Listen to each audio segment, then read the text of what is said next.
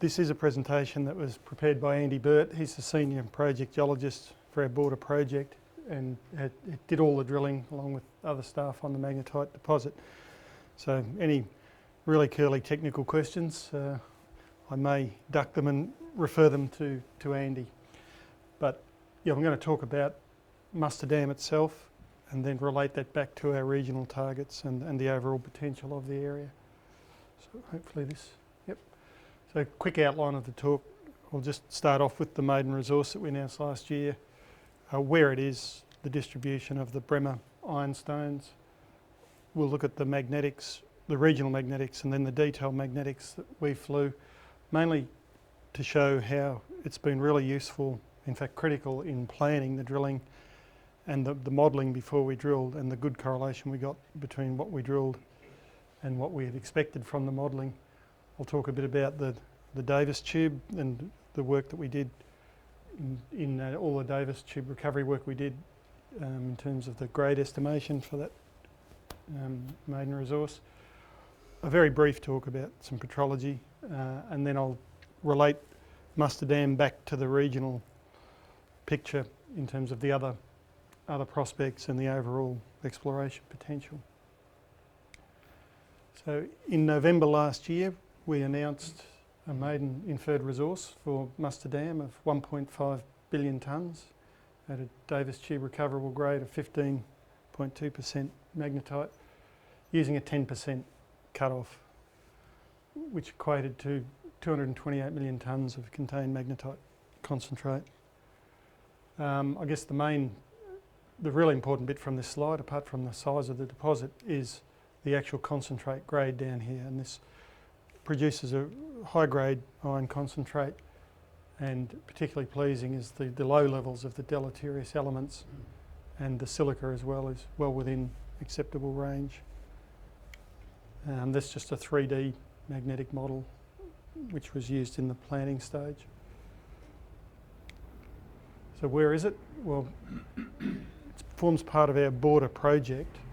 The blue outline is our Mutooroo Exploration licence right on the South Australian border, about 80 kilometres southwest of Broken Hill. That's one of 4 exploration licences that form our border project, so that sort of stretches from here right up to north of the Barrier Highway. It's a joint venture with Sumitomo Metal and Mining, a 60-40 JV. So they pay for 60% of the costs, which is nice, and they've been a fantastic joint venture partner. The red areas here show the distribution of the Bremer ironstone. So that's our little section of it. This is Carpenteria's Horson's project over in New South Wales, and Razorback in there. Much the same scale, much the same scale image there of the magnetics. Again, just showing our Mutooroo licence, really just showing the main prospects in the area and highlighting the highly magnetic nature of these ironstones. So going back, we're going to zoom in now to this area in here in the magnetics. So this is the regional magnetics with our detailed Heli-mag overlaying on top of that. We flew 3 areas rather with 50 metre line spaced magnetics at a 25 metre terrain clearance. Glad I wasn't in the plane. 3,500 line kilometres, and you can see from just the improvement in the resolution there, it was really fantastic. And in particular, we used that then to plan, along with the modelling, which I'll talk about, our resource drilling. We drilled 1 line of drill holes through the centre part of Mustard Dam here earlier on, and that confirmed the broad zones of magnetite mineralisation in that ironstone. And based on that and our modelling of the magnetics, and in particular the 3D modelling, we selected Mustard Dam as having the best potential for the consistent grades and tonnage size, and so that was selected for the resource drill last year. So the yellow dots show the resource drill holes, and the rest, these are some of the other prospects that I'll come back to. Just a quick view of Mustard Dam itself. This just shows that the zone does actually outcrop the Bremer ironstone. So this is obviously from the central part of the body there. Steeply east dipping magnetite bearing diamictites and siltstones. So the modelling, we did a lot of magnetic modelling prior to drilling. In particular, for planning the drill holes, we did 2D modelling. We modelled 15 separate sections. So this perspective view shows the main central part, which would be from about here across to here in the plan image. And if you look at the section down here, the red and the orange are these bodies through here. So this is effectively the main magnetic part. These are magnetic bodies as well, but much lower susceptibility. So from there to there would be the bounding envelope of the target zone. And then in black are the planned drill holes. As I say, we did 15 sections, we modelled each section and planned the drilling. So based on that, this is just a zoom in of the 3D view of the 2D model, as it were. We planned 36 RC holes. We also planned 6 diamond holes for metallurgical sampling and also for geological control structure, and to duplicate a couple of the RC holes for resource purposes. We planned it on 400 metre space sections with holes 150 metres apart, which is a fairly broad drill spacing for an inferred resource, I suppose, but you know, these are pretty consistent large systems. And at all stages during this program, we worked in consultation with our resource consultants, Hellman and Schofield. So we made sure that whatever we did was going to be acceptable to get it to that inferred resource category. We wanted to make sure everything was done right to start with, and we didn't get any surprises after the event. Having said that, in the end we drilled 49 RC holes, mainly because as we drilled the sections, and I'll show you some of those, we realised that we needed to just drill some extra ones to confirm the dip of the footwall and issues along those lines. So they end up being 49 holes. We did the 6 diamond holes, so that includes the initial 4 on the initial section I mentioned before. So that's the total amount of drilling that's been done on there at the moment. The other 2 slides really just show, to show you the typical host rocks there. There's really 2 main lithologies, the diamictite, so these are glacial rocks, and the siltstone. The diamictite, you can see, is pretty evenly grained, fine-grained. Matrix is mainly quartz, biotite, magnetite, carbonate, with lesser muscovite and occasionally some chlorite. The siltstone has much the same matrix. The difference here is that apart from the clasts of quartz, quartzite, there's bits of granite, even some probably Williama gneissic clasts in there. The magnetite's pretty evenly distributed through this whole rock, and you'll see that on the sections when we look at the downhole magnetic susceptibility. Whereas the siltstones are much more variable. You'll see these dark zones here are much more magnetite rich, and these are less so. They average out around about the same, but you do see a far more variable signature in the magnetic susceptibility. So back to the section. This is this section through here, through the central part of the Muster Dam prospect. This was the original planned section. I just want to show the correlation we got between what we drilled and what the original plan was based on the models. So mainly keep your mind focused on those bodies there because they are the central part. So that was the planned section, and then this is the actual drilled section. This is just a straight screen dump from Micromine. We use that at all times during the drilling. The geologists would do their measurements. These to the left is magnetic susceptibility, just from a handheld meter on the 1 metre sample bags, the percussion bags. And then it was all dumped into Micromine. The models were all there in 3D, and they made sure they were checking, and they had the predictive sections as well. So you can see here that we got really excellent correlation between the modelled body and where this is now the footwall here. See, the magnetic susceptibility drops off quite sharply. And while there's 2 holes planned on that original section, you can see there's 3 here. So this is one of the additional holes we drilled just to confirm the dip on that footwall.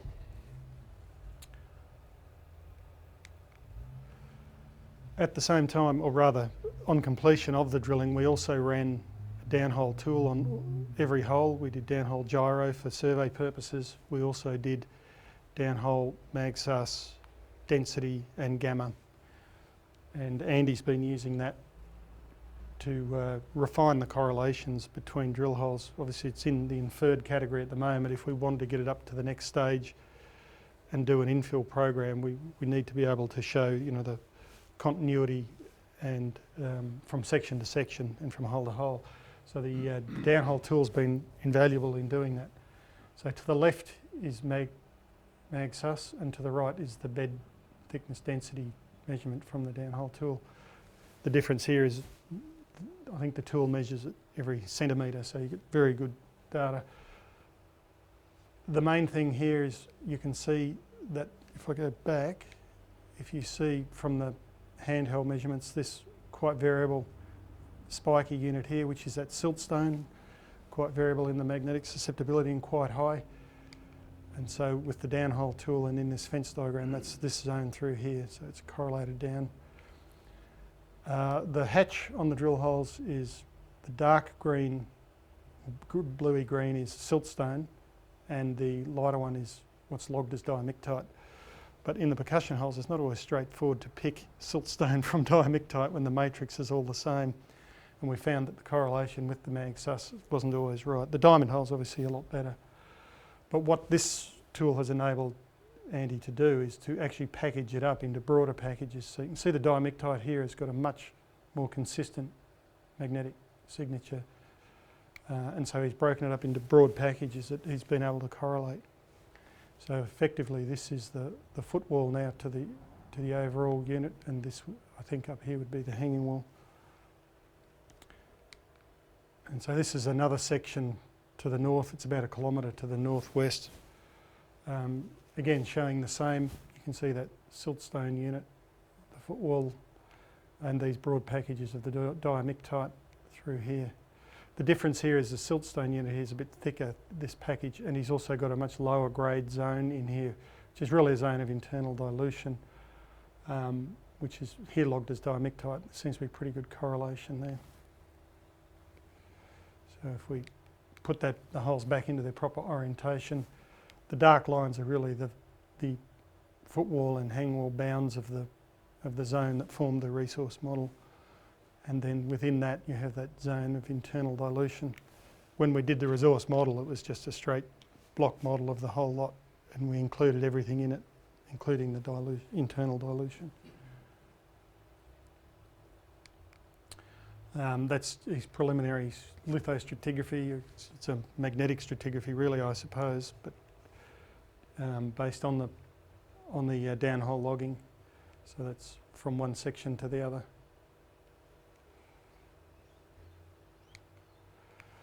So the Davis tube, for those who haven't seen a Davis tube, I'd never seen one before I started doing this work. It was nothing like I imagined. I imagined a high-tech instrument with computers and lights and everything. The philosophy is like the Russian space program, I think, is if it doesn't matter if it's old, if it works, keep using it. So the sample here is fed in through here. These are the coils, magnetic coils, and it's flushed through the tube, and then the magnetite is held between these two heads on the machine. This strokes back and forward, I think once a minute, or 60 times a minute rather. And then once this is run clear after a time, the sample's dropped out, and it's a very simple weight of the mag fraction over the head gives you your Davis tube recoverable magnetite. We did Davis tube on all of our drilling, so we only ever quote Davis tube recoverable magnetite. We don't. Well, the head grade has been calculated as well. We've done all our stuff as actual recoverable magnetite. So we ended up doing nearly 3,000 Davis tube analyses. So that became a pretty major expense, but it meant that we could then also use the downhole magsus tool where we were missing samples, or for the enveloping surfaces, because we had a really good correlation. We had so much data. The resource geologists were confident in using the downhole tool as well. This is really a busy slide, but it's really just to show a quick discussion of the critical parts in doing Davis tube work, I suppose. And the main ones are highlighted here in bold. So for you Davis tube aficionados, we can argue over this over dinner, but the grind time is a critical aspect in doing this work. Because the rocks are quite soft, and that's reflected in the bond work index that people like Carpentaria have quoted, so the grinding and the crushing is relatively easy. The danger is that if you grind them too long, you overgrind the sample, and so that what you're quoting as your grind size is not necessarily reflective of what the true particle size is. So we ended up settling on a 90-second grind time for all our samples, a 45 micron grind size nominal. And then this is where you can argue the case about whether you wait until the tube goes clear or you do a full 20 minutes. It was a mixture of both depending on the samples in our stuff, but we had a lot of duplicates, standards and blanks, and we found the repeatability was excellent, so we don't think there's really any issues with material being lost in the tube. So from all of that work, and from all the analyses that we did, this is really tells the story of these magnetite deposits, or at least at Mustard Dam. So along the bottom we have the DTR, the grade of the DTR concentrate, and this is the iron recovery. So it's showing that about 59 to 60% of the iron there is as magnetite, and so about 40% is as non-mags.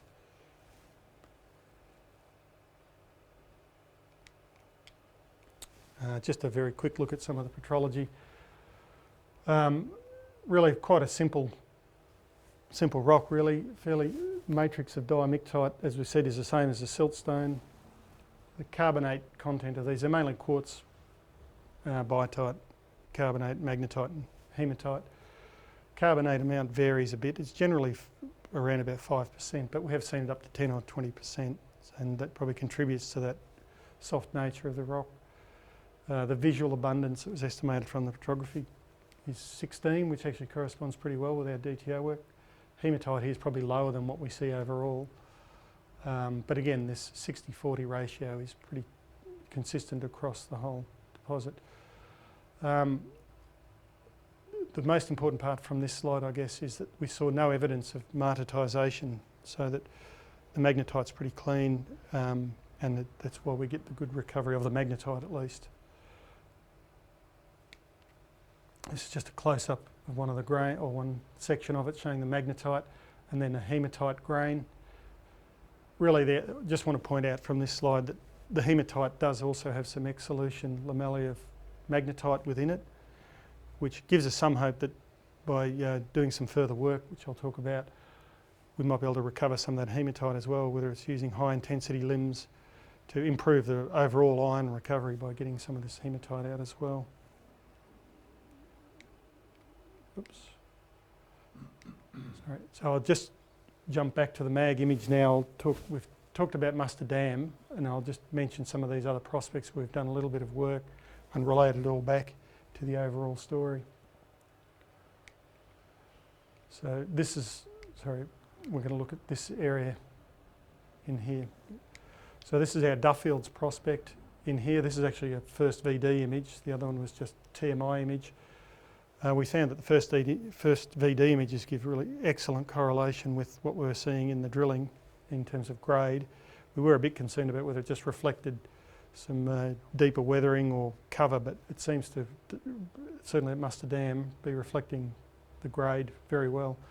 So we did a section, one drill section through here after we completed the resource drill at Mustard Dam, just to test this area against the mag models and see what the potential was in there. We also drilled out here at Duffields West. Up here we did a hole into Peaked Hill and along this zone at Peaked Hill West. So this is that section from Duffields looking to the east.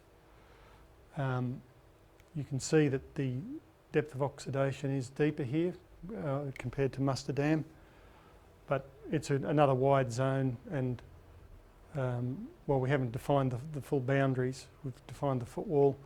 You can see from here that the DTR grades here are a little bit better than at Mustard Dam, and so that's very encouraging. Similar concentrate again, and again very, very good clean concentrate grades from that work.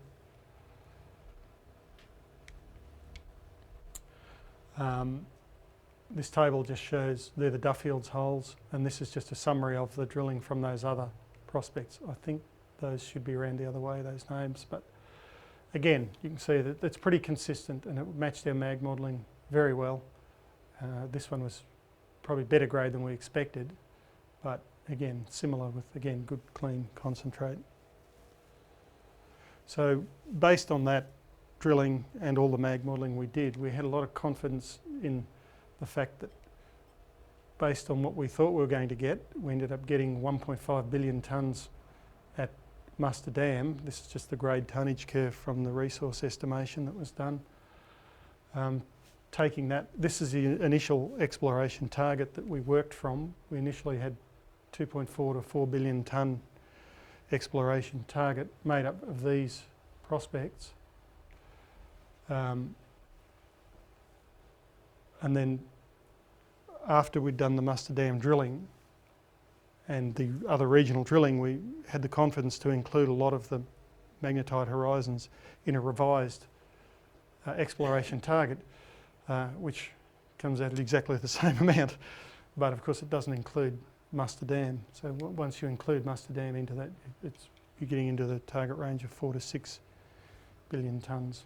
And it was very pleasing to see that Muster Dam, when we did do the resource drill, came out right within the range, and in fact in the higher end of the range of our initial target, exploration target. So where to next? Well, we've been planning on doing a little bit more metallurgical drilling at Muster Dam for quite some time. We've been a little bit frustrated with native title issues. When we started doing this work, there were no native title claimants over the area. There has been a native title claim lodged, and so we've spent a fair bit of time in negotiating a Part 9B agreement with the native title party. We've done that. We've signed off on an agreement. It's with the native title claimants for signing and then registration. So we're planning now our follow-up work on, basically we want to do 2 diamond holes, 2 PQ holes to get some more material to look at this hematite recovery to see if we can optimise the iron recovery, and also to do some more work on the optimal grind size crushing and grinding circuit to hopefully complete the study by the end of the year or early next year, because it has been held up a little bit and been a bit frustrating. But I think that's it. Thanks. And disclaimer.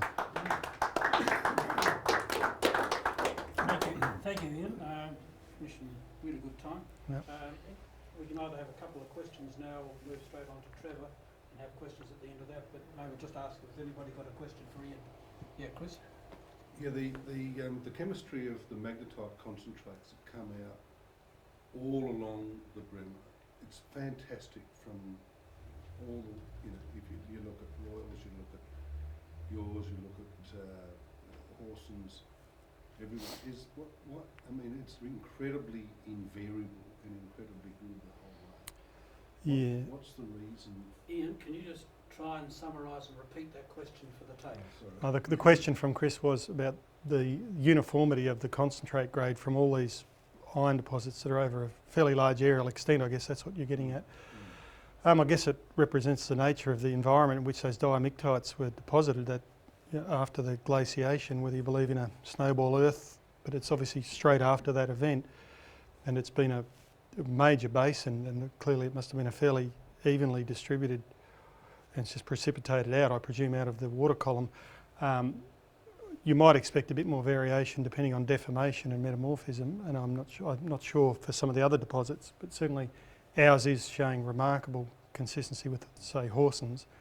We've had a fairly good dialogue with Carpentaria, and when we look at that petrology, yeah, it's remarkably similar. But I think it just reflects that broad ocean environment. Beyond that, why there hasn't been more variation in terms of deformation and oxidation, I'm not sure.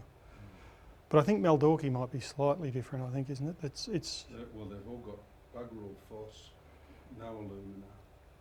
Silica's normally comes out about 2.5. Yes. Iron's north of 68, Yeah. 69 every time. You know, it really is just Mm. remarkably consistent compared to other magnetite things in, say, WA or the Eyre Peninsula.